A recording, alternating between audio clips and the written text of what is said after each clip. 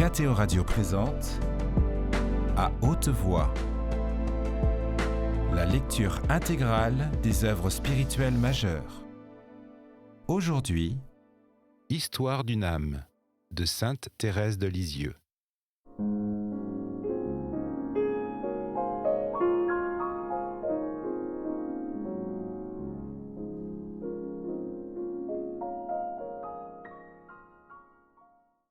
Le résultat ne se fit pas attendre. Bientôt, je l'entendis qui criait « Mademoiselle Marie, Thérèse vient de me dire que je suis une mioche !»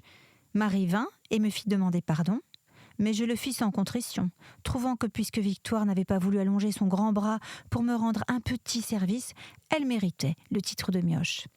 Cependant, elle m'aimait beaucoup, et je l'aimais bien aussi. Un jour, elle me tira d'un grand péril où j'étais tombée par ma faute. Victoire repassait, ayant à côté d'elle un seau, avec de l'eau dedans. Moi, je la regardais en me balançant, comme à mon habitude, sur une chaise. Tout à coup, la chaise me manque, et je tombe, non pas par terre, mais dans le fond du seau. Mes pieds touchaient ma tête, et je remplissais le seau comme un petit poulet remplit son œuf. Cette pauvre Victoire me regardait avec une surprise extrême, n'ayant jamais vu pareille chose. J'avais bien envie de sortir au plus tôt de mon seau, mais impossible. Ma prison était si juste que je ne pouvais pas faire un mouvement. Avec un peu de peine, elle me sauva de mon grand péril, mais non pas ma robe et tout le reste qu'elle fut obligée de me changer, car j'étais trempée comme une soupe. Une autre fois, je tombais dans la cheminée. Heureusement, le feu n'était pas allumé. Victoire n'eut que le mal de me relever et de secouer la cendre dont j'étais remplie. C'était le mercredi, alors que vous étiez au champ avec Marie, que toutes ces aventures m'arrivaient.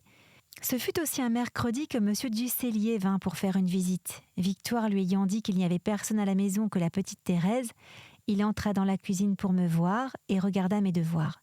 J'étais bien fière de recevoir mon confesseur, car peu de temps avant, je m'étais confessée pour la première fois. Quel doux souvenir pour moi. Oh, ma mère chérie, avec quel soin ne m'aviez-vous pas préparée, me disant que ce n'était pas à un homme, mais au bon Dieu que j'allais dire mes péchés. J'en étais vraiment bien convaincue. Aussi, je fis ma confession avec un grand esprit de foi. Et même je vous demandais s'il ne fallait pas dire à M. Ducellier que je l'aimais de tout mon cœur, puisque c'était au bon Dieu que j'allais parler en sa personne. Bien instruite de tout ce que je devais dire et faire, j'entrai dans le confessionnal et me mis à genoux. Mais en ouvrant le guichet, M. Ducellier ne vit personne. J'étais si petite que ma tête se trouvait sous la banquette où l'on appuie les mains. Alors il me dit de rester debout. Obéissant aussitôt, je me levai et me tournant juste en face de lui pour bien le voir, je fis ma confession, comme une grande fille, et je reçus sa bénédiction avec une grande dévotion. Car vous m'aviez dit qu'à ce moment, les larmes du petit Jésus allaient purifier mon âme. Je me souviens que la première exhortation qui me fut adressée m'invita surtout à la dévotion envers la Sainte Vierge, et je me promis de redoubler de tendresse pour elle. En sortant du confessionnal, j'étais si contente et si légère que jamais je n'avais senti autant de joie dans mon âme. Depuis, je retournais me confesser à toutes les grandes fêtes, et c'était une vraie fête pour moi, à chaque fois que j'y allais. Les fêtes. Oh, que ce mot rappelle de souvenirs. Les fêtes, je les aimais tant. Vous saviez si bien m'expliquer, ma mère chérie, tous les mystères cachés sous chacune d'elles, que c'était vraiment pour moi des jours du ciel. J'aimais surtout les processions du Saint-Sacrement.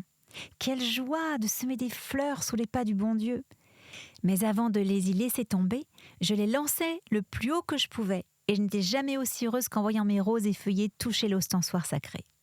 Les fêtes. Oh, si les grandes étaient rares, chaque semaine en ramenait une bien chère à mon cœur. Le dimanche. Quelle journée que celle du dimanche! C'était la fête du bon Dieu, la fête du repos. D'abord, je restais dans le dodo plus longtemps que les autres jours.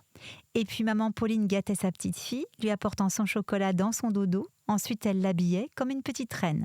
Ma reine faisait friser sa filleule, qui n'était pas toujours gentille quand on lui tirait les cheveux. Mais ensuite, elle était bien contente d'aller prendre la main de son roi, qui, ce jour-là, l'embrassait encore plus tendrement qu'à l'ordinaire. Puis toute la famille partait à la messe. Tout le long du chemin, et même dans l'église, la petite reine à papa lui donnait la main. Sa place était à côté de lui, et quand nous étions obligés de descendre pour le sermon, il fallait trouver encore 2 chaises l'une après de l'autre. Tout le long du chemin, et même dans l'église, la petite reine à papa lui donnait la main. Sa place était à côté de lui, et quand nous étions obligés de descendre pour le sermon, il fallait trouver encore 2 chaises l'une auprès de l'autre. Ce n'était pas bien difficile.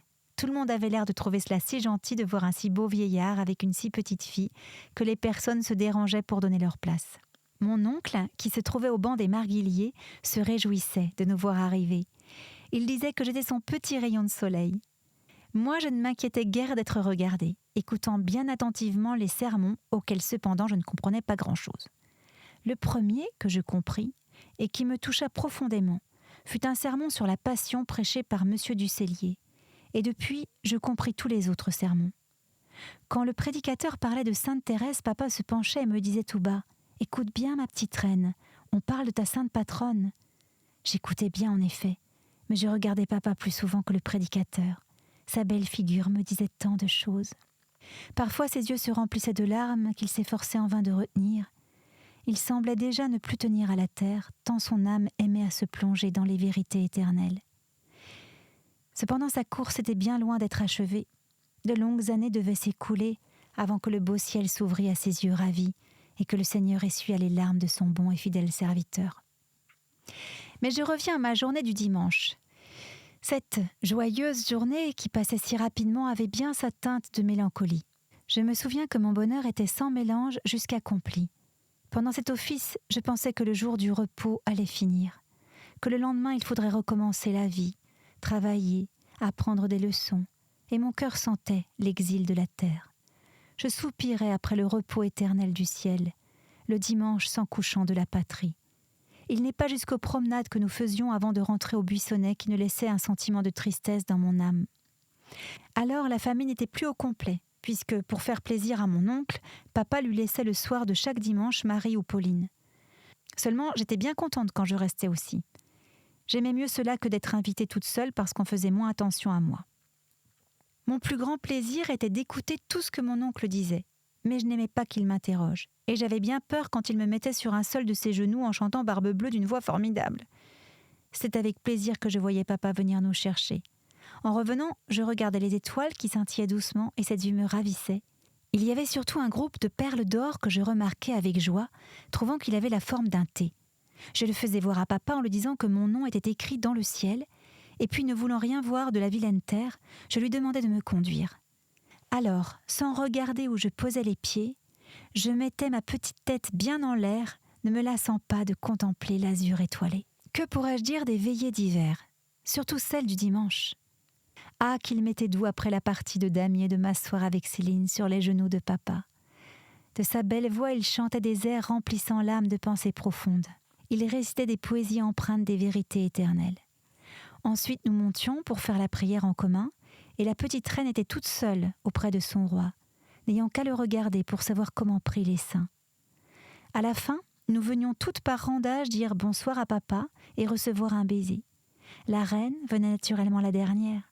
Le roi, pour l'embrasser, la prenait par les coudes, et celle-ci s'écriait bien haut « Bonsoir papa, bonne nuit, dors bien !»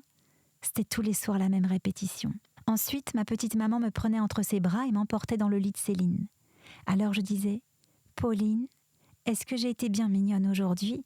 Est-ce que les petits anges vont voler autour de moi ?» Toujours la réponse était « oui ». Autrement, j'aurais passé la nuit tout entière à pleurer. Après m'avoir embrassée, ainsi que ma chère marraine, Pauline redescendait, et la pauvre petite Thérèse restait toute seule dans l'obscurité. Elle avait beau se représenter les petits anges volant autour d'elle, la frayeur la gagnait bientôt. Les ténèbres lui faisaient peur, car elle ne voyait pas de son lit les étoiles qui scintillaient doucement. Je regarde comme une vraie grâce d'avoir été habituée par vous, ma mère chérie, à surmonter mes frayeurs. Parfois vous m'envoyiez seule le soir chercher un objet dans une chambre éloignée. Si je n'avais pas été si bien dirigée, je serais devenue très peureuse, au lieu que maintenant, je suis vraiment difficile à effrayer.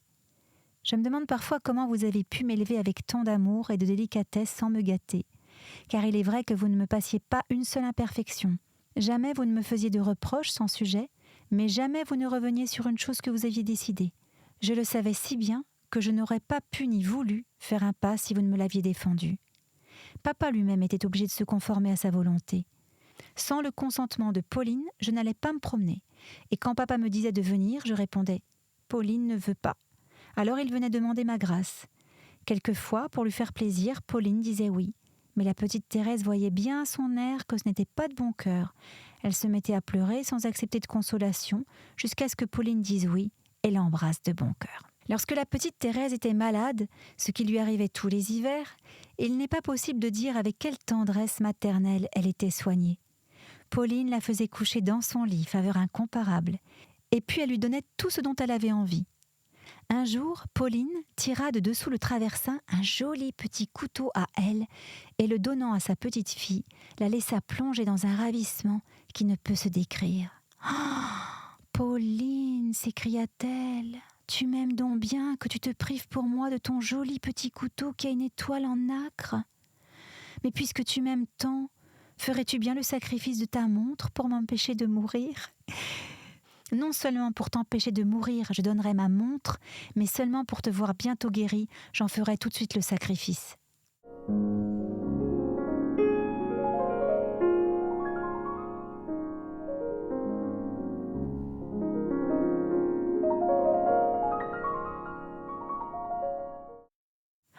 En écoutant ces paroles de Pauline, mon étonnement et ma reconnaissance étaient si grands que je ne puis les exprimer. En été, j'avais quelquefois mal au cœur. Pauline me soignait encore avec tendresse. Pour m'amuser, ce qui était le meilleur de tous les remèdes, elle me promenait en brouette tout autour du jardin. Et puis, me faisant descendre, elle mettait à ma place un joli petit pied de pâquerette qu'elle promenait avec bien de la précaution jusqu'à mon jardin, où il prenait place en grande pompe. C'était Pauline qui recevait toutes mes confidences intimes, qui éclaircissait tous mes doutes. Une fois, je m'étonnais de ce que le bon Dieu ne donne pas une gloire égale dans le ciel à tous les élus. Et j'avais peur que tous ne soient pas heureux. Alors Pauline me dit d'aller chercher le grand verre à papa et de le mettre à côté de mon tout petit dé, puis de les remplir d'eau. Ensuite, elle me demanda lequel était le plus plein. Je lui dis qu'ils étaient aussi pleins l'un que l'autre et qu'il était impossible de mettre plus d'eau qu'ils n'en pouvaient contenir. Ma mère chérie me fit alors comprendre qu'au ciel, le bon Dieu donnerait à ses élus autant de gloire qu'ils en pourraient porter, et qu'ainsi, le dernier n'aurait rien à envier au premier. C'est ainsi que, mettant à ma portée les plus sublimes secrets, vous saviez, ma mère, donner à mon âme la nourriture qui lui était nécessaire. Avec quelle joie je voyais chaque année arriver la distribution des prix. Là, comme toujours, la justice était gardée, et je n'avais que les récompenses méritées. Toute seule, debout, au milieu de la noble assemblée, j'écoutais ma sentence lue par le roi de France et de Navarre. Le cœur me battait bien fort en recevant les prix et la couronne.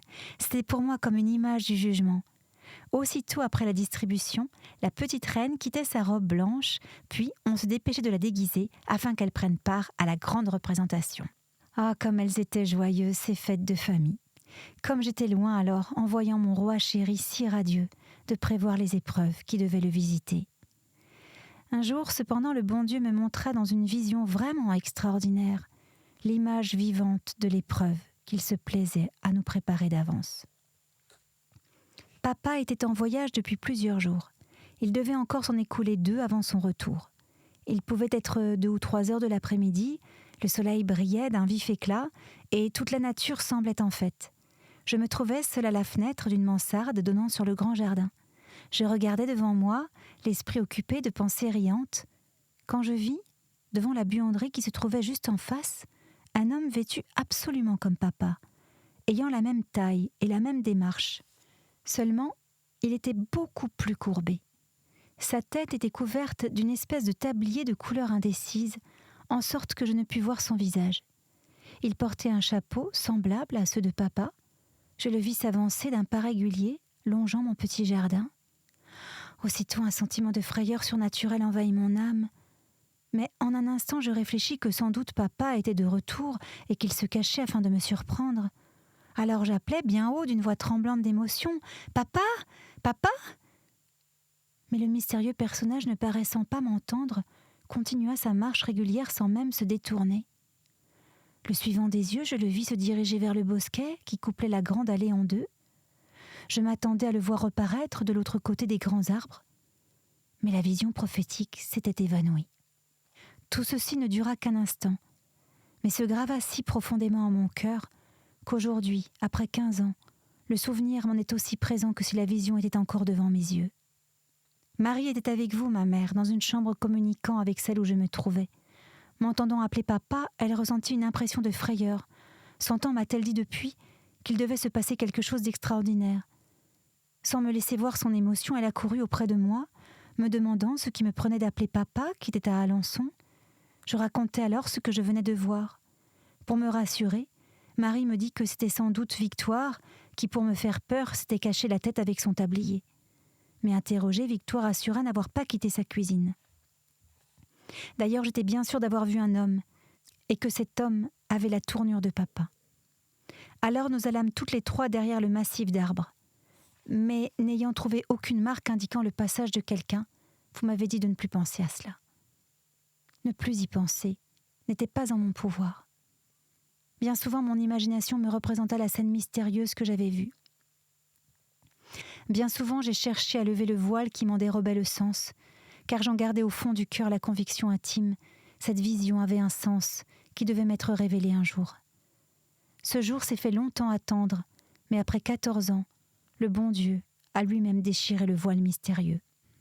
Étant en licence avec sœur Marie du Sacré-Cœur, nous parlions, comme toujours, des choses de l'autre vie et de nos souvenirs d'enfance, quand je lui rappelais la vision que j'avais eue à l'âge de 6 à 7 ans.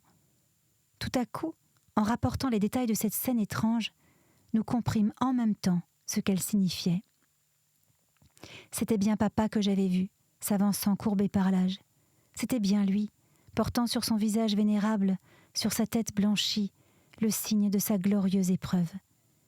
Comme la face adorable de Jésus qui fut voilée pendant sa passion, ainsi la face de son fidèle serviteur devait être voilée au jour de ses douleurs, afin de pouvoir rayonner dans la céleste patrie auprès de son Seigneur, le Verbe éternel. C'est du sein de la gloire qu'il nous a obtenu cette douce consolation de comprendre que 10 ans avant notre grande épreuve, le bon Dieu nous la montrait déjà, comme un père fait entrevoir à ses enfants l'avenir glorieux qu'il leur prépare et se complaît à considérer d'avance les richesses sans prix qui doivent être leur partage. Ah, pourquoi est-ce à moi que le bon Dieu a donné cette lumière ? Pourquoi a-t-il montré à une enfant si petite une chose qu'elle ne pouvait comprendre ? Une chose qui, si elle l'avait comprise, l'aurait fait mourir de douleur. Pourquoi ? C'est là un de ces mystères que sans doute nous comprendrons dans le ciel et qui fera notre éternelle admiration. Que le bon Dieu est bon, comme il proportionne les épreuves aux forces qu'il nous donne. Jamais, comme je viens de le dire, je n'aurais pu supporter même la pensée des peines amères que l'avenir me réservait. Je ne pouvais pas même penser sans frémir que papa pouvait mourir. Une fois, il était monté sur le haut d'une échelle et comme je restais juste dessous, il me cria « Éloigne-toi, pauvre petite, si je tombe, je vais t'écraser !» En entendant cela, je ressentis une révolte intérieure. Au lieu de m'éloigner, je me collais contre l'échelle en pensant « Au moins, si papa tombe, je ne vais pas avoir la douleur de le voir mourir, puisque je vais mourir avec lui. » Je ne puis dire ce que j'aimais papa.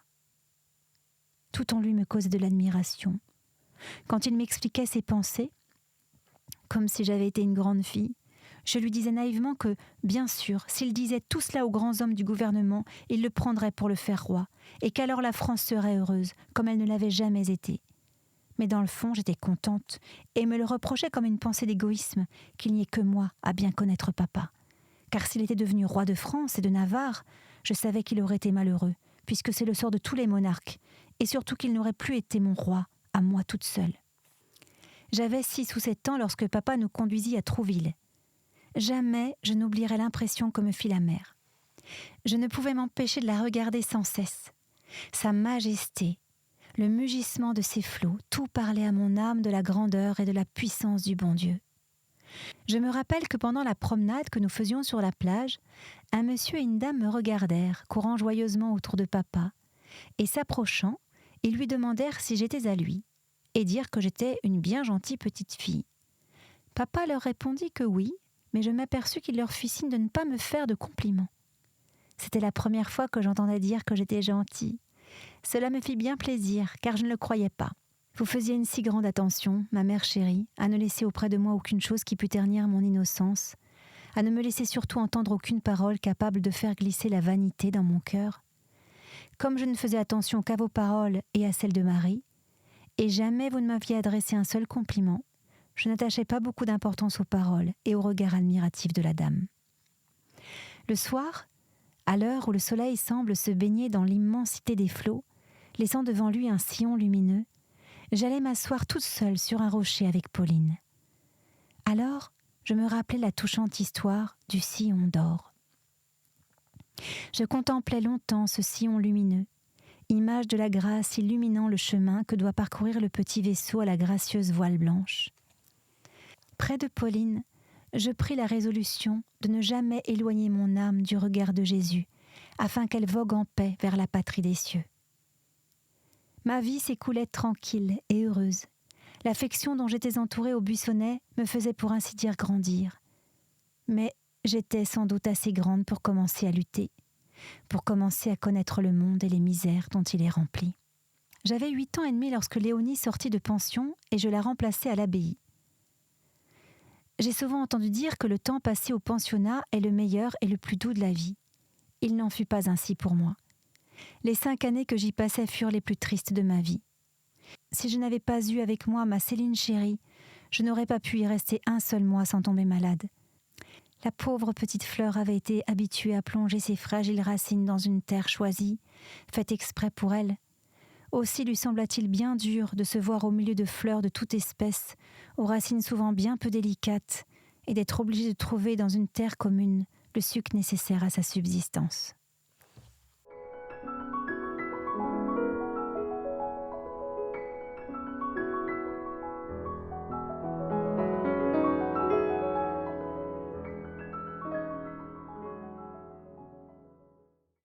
Vous m'aviez si bien instruite, ma mère chérie, qu'en arrivant en pension, j'étais la plus avancée des enfants de mon âge. Je fus placée dans une classe d'élèves toutes plus grandes que moi. L'une d'elles, âgée de 13 à 14 ans, était peu intelligente, mais savait cependant en imposer aux élèves et même aux maîtresses. Me voyant si jeune, presque toujours la première de ma classe, et chérie de toutes les religieuses, elle en éprouva sans doute une jalousie bien pardonnable à une pensionnaire, et me fit payer de 1000 manières mes petits succès. Avec ma nature timide et délicate, je ne savais pas me défendre, et me contentais de pleurer sans rien dire, ne me plaignant même pas à vous de ce que je souffrais. Mais je n'avais pas assez de vertu pour m'élever au-dessus de ces misères de la vie. Et mon pauvre petit cœur souffrait beaucoup. Heureusement, chaque soir, je retrouvais le foyer paternel. Alors mon cœur s'épanouissait. Je sautais sur les genoux de mon roi, lui disant les notes qui m'avaient été données et son baiser me faisait oublier toutes mes peines. Avec quelle joie j'annonçais le résultat de ma première composition, une composition d'histoire sainte. Un seul point me manquait pour avoir le maximum, n'ayant pas su le nom du père de Moïse. J'étais donc la première et j'apportais une belle décoration d'argent. Pour me récompenser, papa me donna une jolie petite pièce de 4 sous que je plaçai dans une boîte et qui fut destinée à recevoir presque chaque jeudi une nouvelle pièce, toujours de la même grandeur. C'était dans cette boîte que j'allais puiser quand, à certaines grandes fêtes, je voulais faire une aumône de ma bourse à la quête, soit pour la propagation de la foi ou autre œuvre semblable. Pauline, ravie du succès de sa petite élève, lui fit cadeau d'un joli cerceau pour l'encourager à continuer d'être bien studieuse. La pauvre petite avait un réel besoin de ces joies de la famille. Sans elle, la vie de pension lui aurait été trop dure. L'après-midi de chaque jeudi, c'était congé. Mais ce n'était pas comme les congés de Pauline. Je n'étais pas dans le belvédère avec papa. Il fallait jouer, non pas avec ma Céline, ce qui me plaisait quand j'étais toute seule avec elle, mais avec mes petites cousines et les petites Maudelonde. C'était pour moi une vraie peine. Ne sachant pas jouer comme les autres enfants, je n'étais pas une compagne agréable. Cependant, je faisais de mon mieux pour imiter les autres sans y réussir, et je m'ennuyais beaucoup, surtout quand il fallait passer toute une après-midi à danser des quadrilles. La seule chose qui me plaisait, c'était d'aller au jardin de l'Étoile. Alors, j'étais la première partout. Cueillant les fleurs à profusion et sachant trouver les plus jolies, j'excitais l'envie de mes petites compagnes. Ce qui me plaisait encore, c'était lorsque par hasard, j'étais seule avec la petite Marie.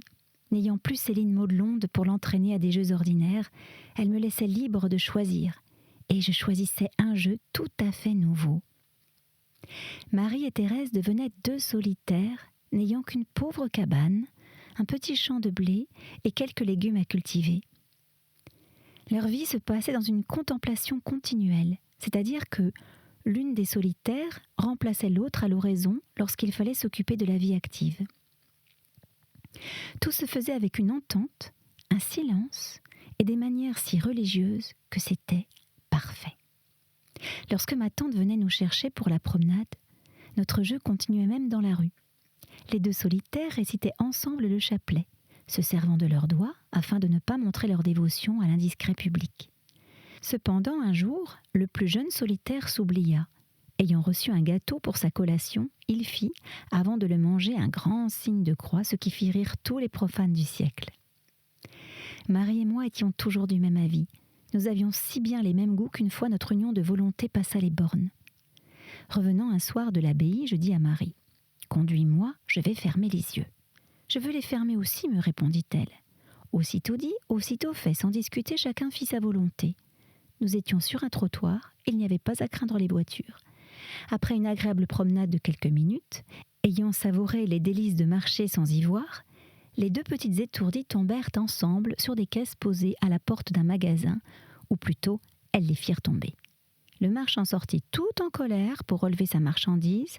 Les deux aveugles volontaires s'étaient bien relevées toutes seules et marchaient à grands pas, les yeux grands ouverts, écoutant les justes reproches de Jeanne, qui était aussi fâchée que le marchand. Aussi, pour nous punir, elle résolut de nous séparer. Et depuis ce jour, Marie et Céline allèrent ensemble pendant que je fis route avec Jeanne. Cela mit fin à notre trop grande unité de volonté. Et ce ne fut pas un mal pour les aînés qui, au contraire, n'étaient jamais du même avis et se disputaient tout le long du chemin. La paix fut ainsi complète. Je n'ai rien dit encore de mes rapports intimes avec Céline. Ah, s'il me fallait tout raconter, je ne pourrais finir. C'était À haute voix, une émission de KTO Radio. Aujourd'hui, Histoire d'une âme. Lecture, Erad von Meyer. Captation et réalisation, Gustave Schlicht et Thibaut Dagalier. Une émission disponible en podcast sur ktoradio.com ou sur l'application KTO Radio.